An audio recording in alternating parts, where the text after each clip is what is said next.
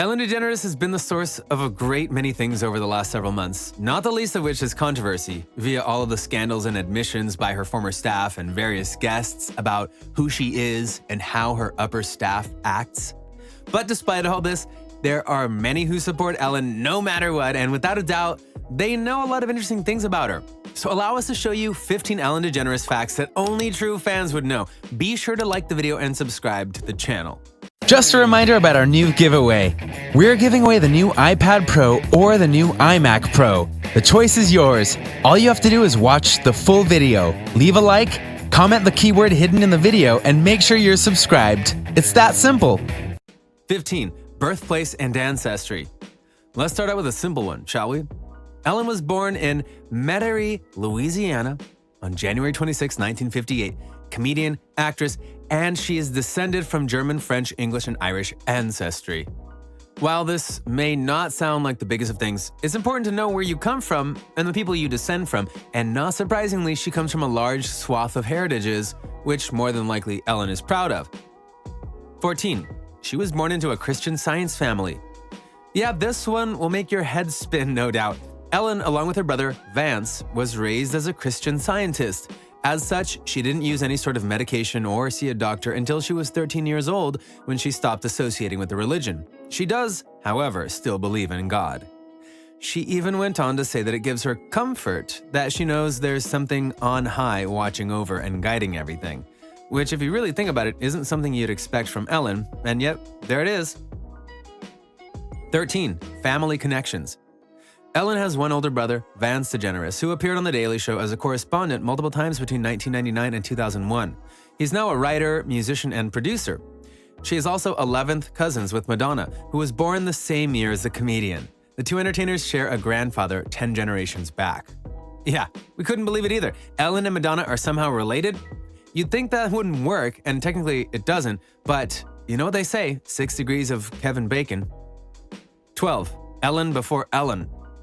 A very common thing that fans love to do is to go and say that someone who's famous now was always going to be famous. But if you ask those people about it, they'll tell you a very different response. Mainly that they had to work for everything that they had, and Ellen is no different.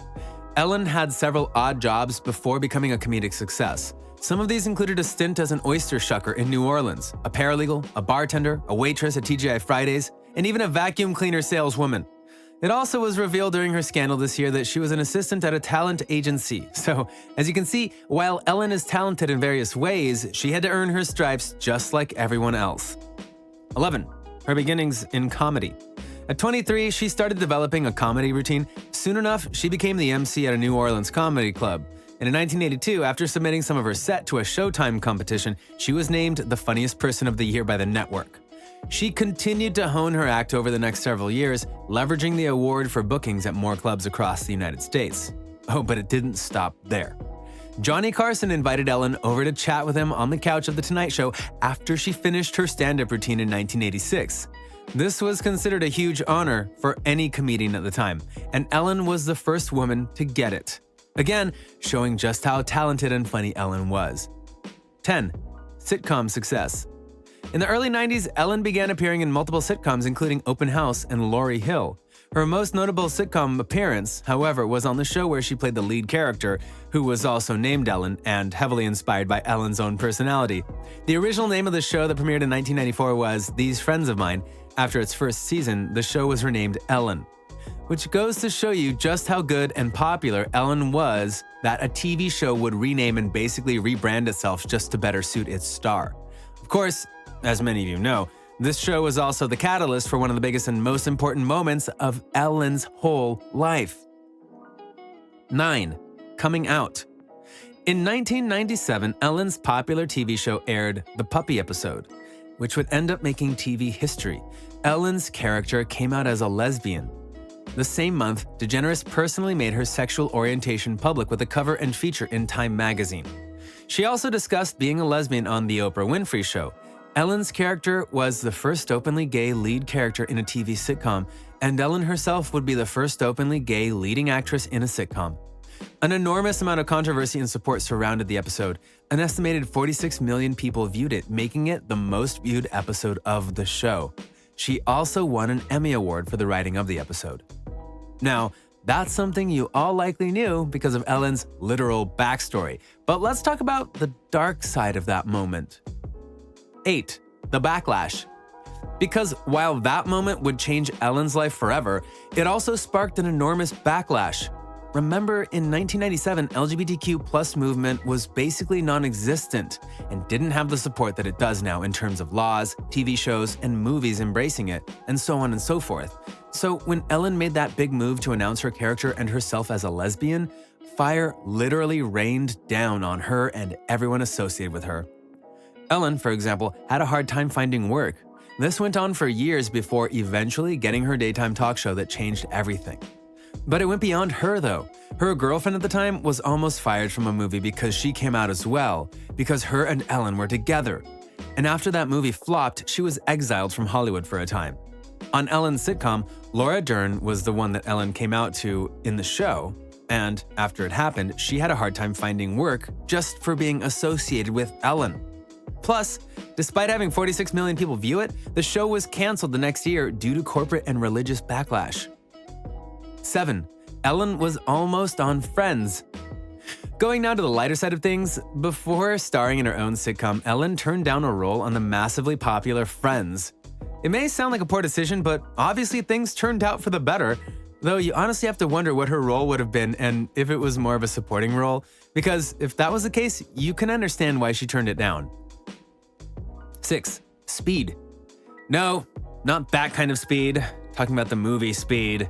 Mine's out of the gutter. Okay, Ellen was offered to play the lead role that eventually went to Sandra Bullock in the hit 1994 action film Speed, co-starring Keanu Reeves. It's actually not that difficult to imagine her behind the wheel, though we're fine with how Bullock played it for the record. 5. She inspired Will and Grace.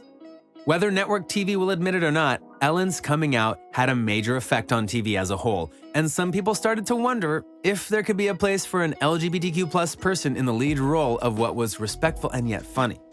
Enter NBC with their sitcom Will and Grace, a show so popular that when co-star Sean Hayes came onto Ellen one time and he joked about her sitcom being canceled, Ellen fired back with how she had to come out for Will and Grace to be made, and Sean noted just how true it was. Will and Grace was such a big hit that it had a long run and then got a revival many years later. 4. Pulp Fiction. Ellen auditioned for a role in Pulp Fiction as Jodie before the part was instead given to Rosanna Arquette. That would have been quite a departure from her usual persona, but we think Ellen could have pulled it off with the right motivation. 3. DORY'S song. Ellen personally asked her pop star friend Sia to sing the theme song for 2016's Finding Dory, in which DeGeneres reprises her role as the titular character. Fittingly, the song is called Unforgettable as Dory suffers from memory problems.